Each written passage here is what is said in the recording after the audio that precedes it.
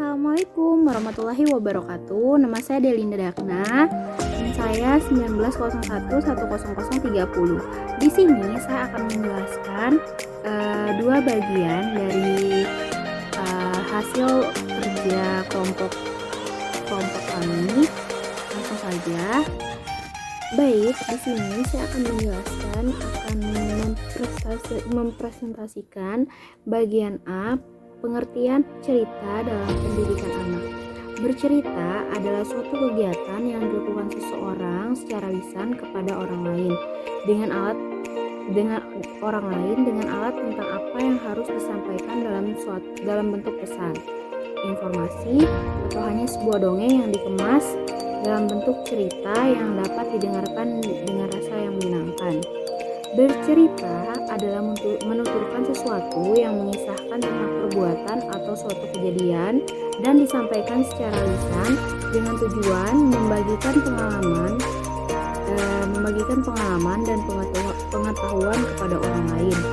Sedangkan menurut Emil Mustaqim, bercerita adalah upaya untuk mengembangkan potensi kemampuan berbahasa anak melalui pendengaran dan kemudian menuturkannya kembali dengan tujuan melatih keterampilan anak dalam bercakap-cakap untuk menyampaikan ke dalam bentuk lisan.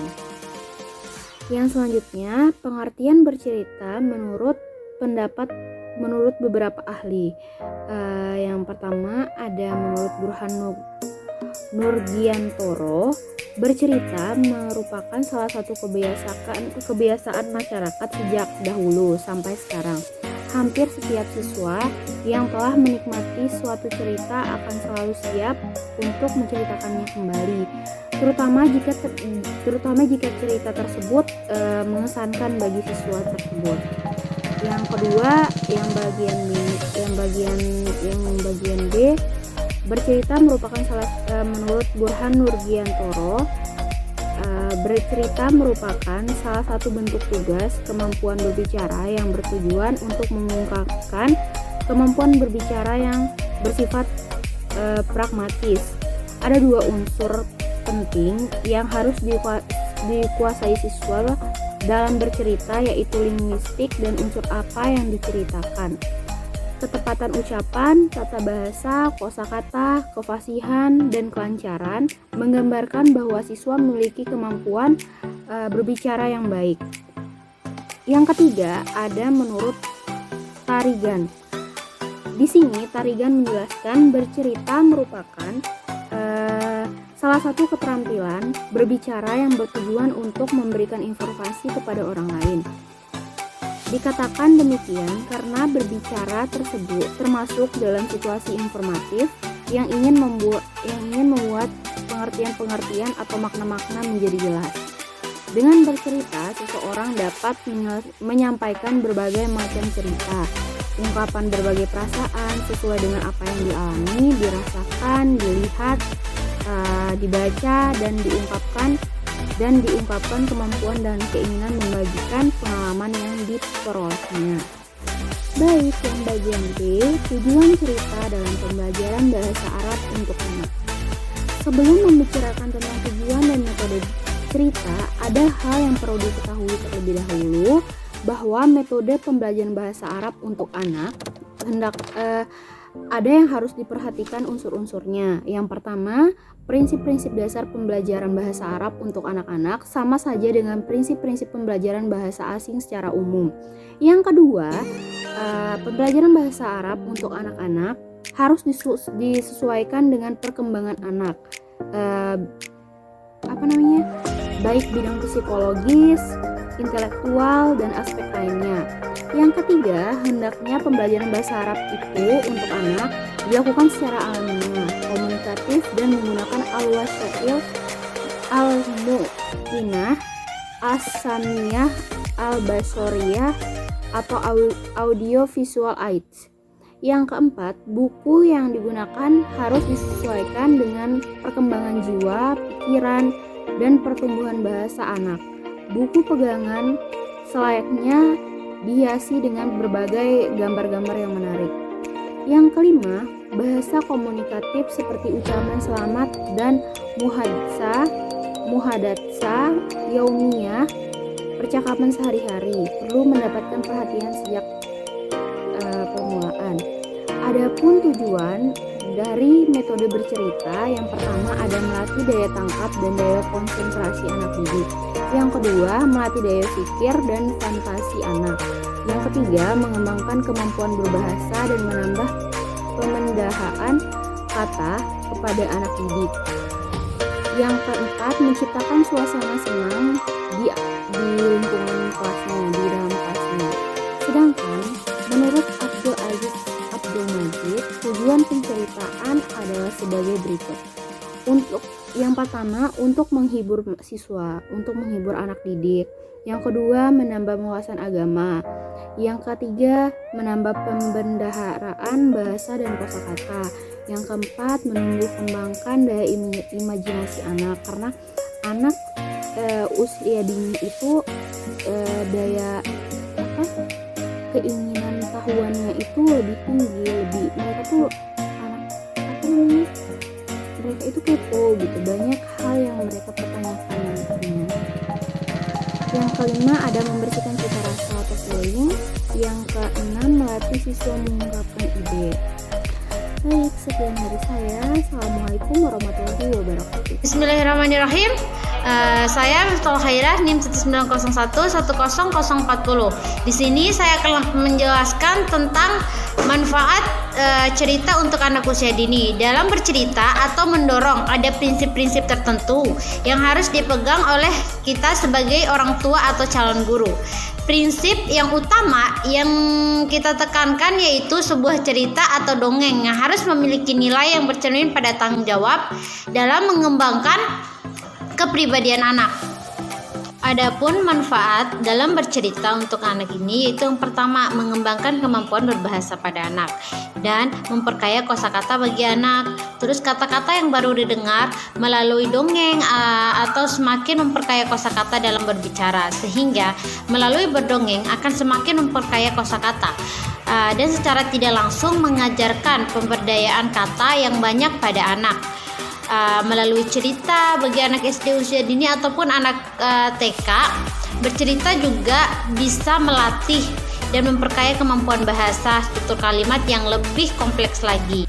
Dan yang kedua yaitu bercerita atau mendongeng merupakan proses pengenalan bentuk emosional dan ekspresi kepada anak, misalnya marah, sedih, gembira, kesal, dan lucu.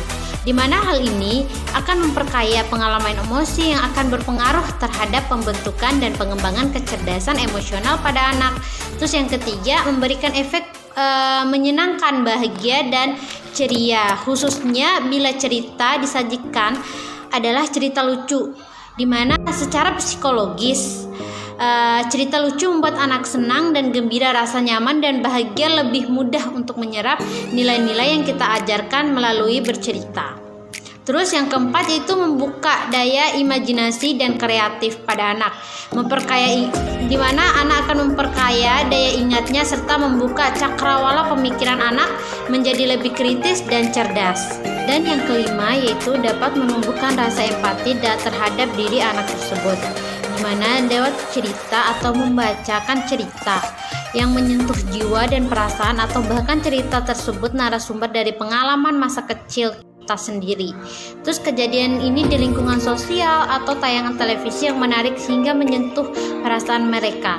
Terus yang keenam yaitu melatih dan mengembangkan kecerdasan anak, di mana melalui bercerita kita bisa saja menyenangkan tetapi memberi manfaat yang luar biasa bagi kecerdasan anak secara inteligensi atau kognitif, emosional, efektif, spiritual, dan visual anak. Secara kognitif yaitu akan mempermudah proses pembelajaran.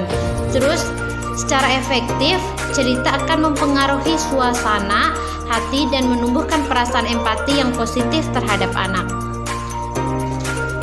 Dan yang ketujuh itu sebagai langkah awal untuk menumbuhkan minat baca pada anak. Ketertarikan pada bercerita akan membuat anak penasaran, karena di mana anak ini memiliki rasa penasaran dan ingin mengetahui dan membaca buku tersebut. Terus yang ke-8 yaitu merupakan cara paling baik untuk mendidik tanpa kekerasan, nilai moral dan etika, juga kebenaran, serta melatih kedisiplinan. Cerita atau dongeng ini merupakan cara yang efektif untuk memberikan sentuhan kemanusiaan atau kemanusiawi dan menumbuhkan sportivitas untuk anak-anak lebih memahami hal yang perlu ditiru dan tidak boleh ditiru melalui bercerita yang kita ungkapkan.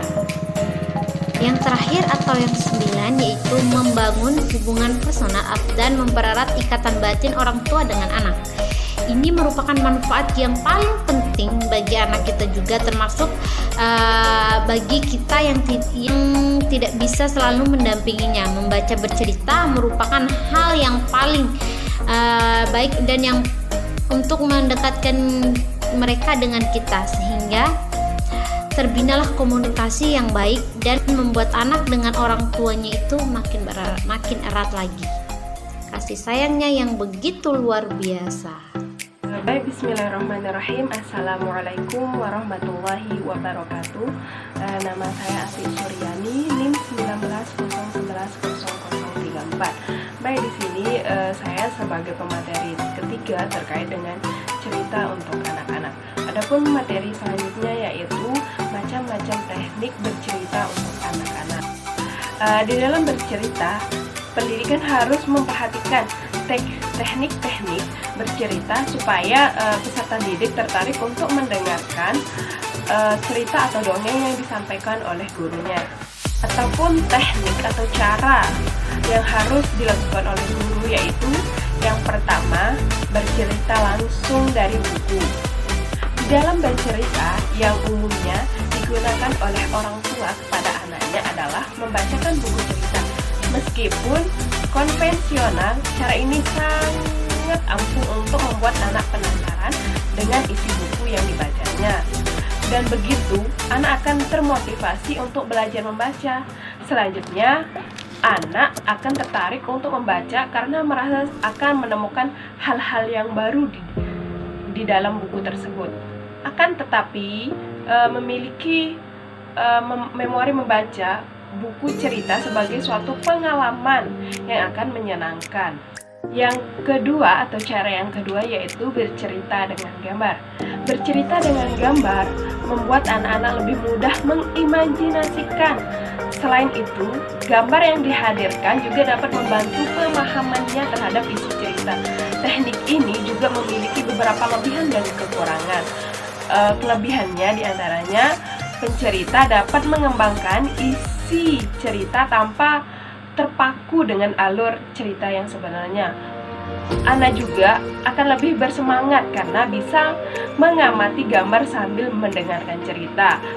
Adapun kekurangannya yaitu pencerita harus menyediakan gambar sebelum bercerita.